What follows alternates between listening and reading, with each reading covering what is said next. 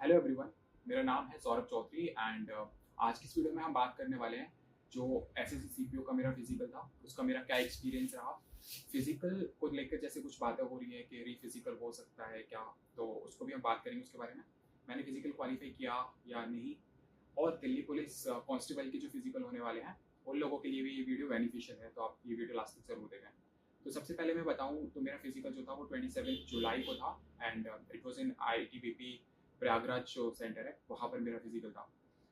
तो मैं चला गया था फिजिकल के लिए और 25 को मैं यहाँ से चला गया था अपने घर से फ्रॉम मथुरा एंड 26 को मैं वहाँ पहुँचा। We took a room in hotel and then proper sleep के साथ सुबह 3 बजे हमने एंट्री फिजिकली मतलब लाइन में हम लग गए थे जाके, क्योंकि हमने काफ़ी देखा था वीडियोस वगैरह में कि आप टाइम से पहुंचे, क्योंकि ये चीज़ है बहुत गर्मी का टाइम था, बारिश का टाइम था, बहुत उमस हो रखी थी।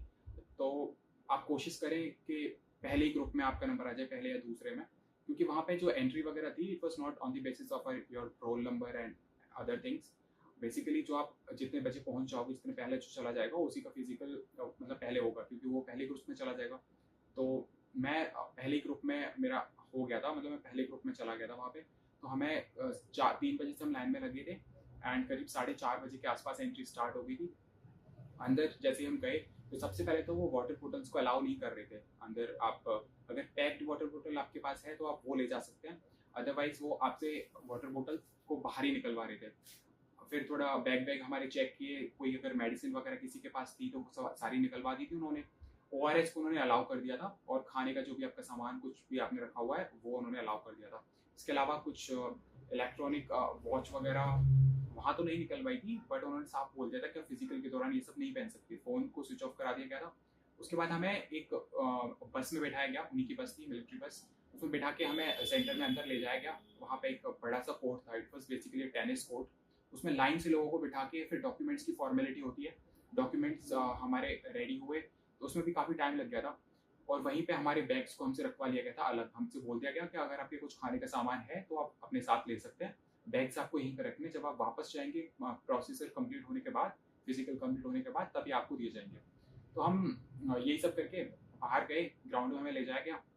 ग्राउंड में ले जाके जब हम ग्राउंड में पहुंचे तो करीब 6:30 पौने 7 के आसपास टाइम हो गया था।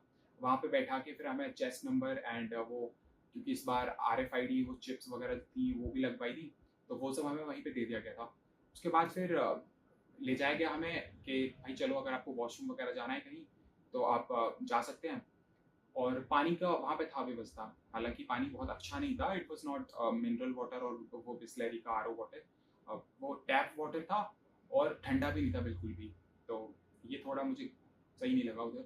उसके बाद हमें लाइनअप किया गया और डायरेक्टली वहां से लाइनअप करके दे सेड कि चलिए लाइन में लगिए, अभी आपकी रनिंग स्टार्ट होने वाली है। यहाँ पे it was a complete shock, क्योंकि हमें ये था हमारे साथ जो खाने का सामान हम लोग लेकर आए हैं, अभी 3 बजे तो किसी को भूख लगेगी नहीं, 3 बजे हम लोग उठे थे तो 3 बजे तो नहीं खा सकते ना इतने टाइम पहले।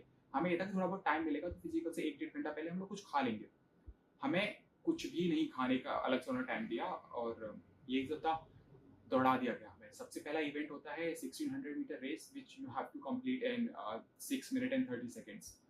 तो वो सब हमारी रनिंग स्टार्ट हुई और चिप वगैरह के साथ रनिंग शुरू हुई तो हम दौड़े। उसके बाद आकर इतनी गंदी हालत हो गई थी 1600 मीटर में, इतनी गंदी उमस थी वहां पे बहुत तगड़ी वाली। 1600 मीटर कंप्लीट कर ली थी और मैं ये बता दूं आपको कि उन्होंने वॉच वगैरह का मना किया हुआ था, बट मैंने जो स्मार्ट वॉच है वो अपनी पहन ली थी, क्योंकि टाइम अगर आपको पता हो कि कितना टाइम मेरे पास बचा हुआ है, कितना टाइम कंप्लीट हो गया है, तो ज़्यादा इजी चीज़ें हो जाती हैं। तो मैंने वॉच पहन ली थी और वो देख भी रहे थे। उसके बाद फिर किसी ने कुछ नहीं बोला, मैंने नहीं, 2-3 बच्चों ने और भी पहनी थी। तो टाइम को देखकर रनिंग कंप्लीट हो गई थी और मेरा जो टाइम आया था मेरी वॉच के according it was something 6 minute 2 second का आसपास मेरा टाइम आया था। तो मुझे पता थी वो तो क्वालिफाई हो जाएगी, हो ही गई होगी। बट मेरी हालत ऐसी हो गई थी कि मैं एकदम ना कंप्लीट करके वहीं लेट गया बिल्कुल। सांस लेने में मुझे बहुत दिक्कत हो रही थी, मुझे वॉमिटिंग जैसा फील हो रहा था, पेट में दर्द होने लगा था, क्योंकि कुछ खाया नहीं था बिल्कुल भी। और ये हुआ। उसके बाद हमें बिठा दिया गया वहीं पे लाइन्स में, थोड़ा बहुत पानी वानी पिया हमने। तुरंत ही वो लोग आए, they were with a list in their hands and वहाँ पर उन्होंने रिजल्ट अनाउंस किया कि भाई कौन डिस्क्वालीफाई हुआ और कौन क्वालिफाई कर गया है। तो मैं क्वालिफाई करके आया था वो रेस। तो उसके बाद 18 बच्चे टोटल, 50 बच्चों का ग्रुप था, जिसमें से 18 को डिस्क्वालीफाई हो गए थे वो लोग इसी में। मेरा टाइम आया था 5 मिनट 57 सेकेंड्स, यस। और वो लिस्ट में लिखा हुआ होता है सारा कुछ, वहाँ पे हमें साइन वगैरह करने थे, तो वहाँ सब कुछ था। उसके बाद में नेक्स्ट इवेंट था हमारा 100 मीटर रेस, और मुझे लग रहा था कि आई एम कम्प्लीटली एक्सहॉस्टेड, मतलब I can't do anything now. मुझे तो, मैं बस उन्हें मना ही करने वाला था कि आप भाई कराने वाले 100 मीटर वो करा लो, तो मैं नहीं करूँगा, क्योंकि मुझे मेरी तबीयत बहुत ही ज़्यादा खराब लग रही थी, मुझे वॉमिटिंग हो रही थी लगातार। बट फिर भी मेरे एक लड़का था साथ में, उसने बोला कि नहीं भाई इतना आगे आ गया तो अब बीच में से क्यों छोड़ रहा है, कोशिश कर ले। तो मैंने भी सोचा चलो कर लेते हैं। 100 मीटर में दौड़े हम।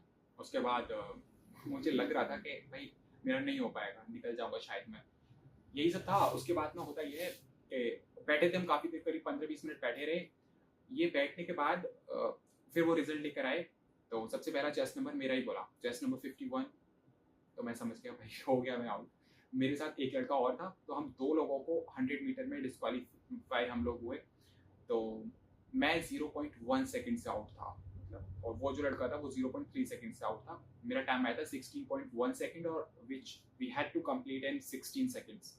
सो it was my bad luck I guess, but जो भी था, आउट। उसके बाद हम लोग बैठे रहे काफ़ी देर वहाँ पे। 10:30 बजे हमें सेंटर से बाहर निकलने की इजाज़त मिली। काफ़ी सारी फॉर्मेलिटीज़ उनकी होती, डॉक्यूमेंट्स वगैरह, ये सब हुआ।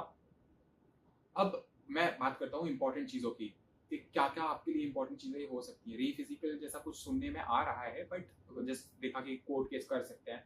अगर, वैसे मुझे लगता नहीं है होगा, बट हो, अगर हुआ भी ऐसा कुछ तो वो गर्ल्स के लिए होगा, बॉयज़ के लिए तो नहीं होगा, क्योंकि लड़कियों के साथ पहले दिन बहुत ही ज़्यादा दिक्कत हुई थी। काफ़ी ज़्यादा लड़कियाँ, मतलब हर सेंटर से ये डिसकंटेंशन देखने को मिला था कि ये लड़कियाँ जो है वो दे वर नॉट सेटिस्फाइड कि उनके साथ में फेयर हुआ है जो भी कुछ हुआ है।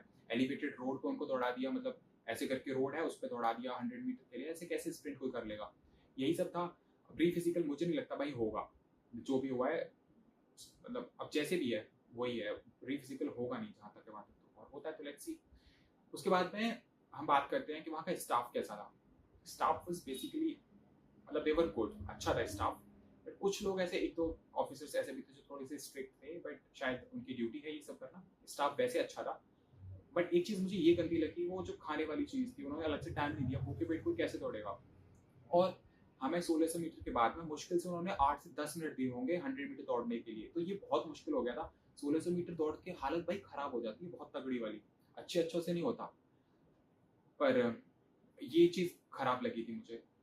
और अब बात करते हैं कि दिल्ली पुलिस वाले जो बच्चे हैं उनके लिए ये कैसे इंपॉर्टेंट है ये वीडियो। उनको मैं कुछ टिप्स दूंगा अगर वो ये वीडियो देख रहे हैं तो, कि भाई देखो, एक तो सबसे पहले आप टाइम से पहुंच जाना, ये बहुत इंपॉर्टेंट है। सेंटर पे एंट्री की बात कर रहा हूँ मैं, अपने सेंटर पे तो आपको एक दिन पहले ही पहुंचना है वहाँ पे, क्योंकि आपको प्रॉपर नींद लेनी है, पूरे 7-8 घंटे की तो लेनी ही है। मतलब it is completely a game changer. आपको पूरी नींद आप अच्छे से लें, आप कहीं रूम ले लें, आप जितना आप जो जैसे आप अफोर्ड कर सकते हो उस हिसाब से, बट आपको अच्छे से सोना है।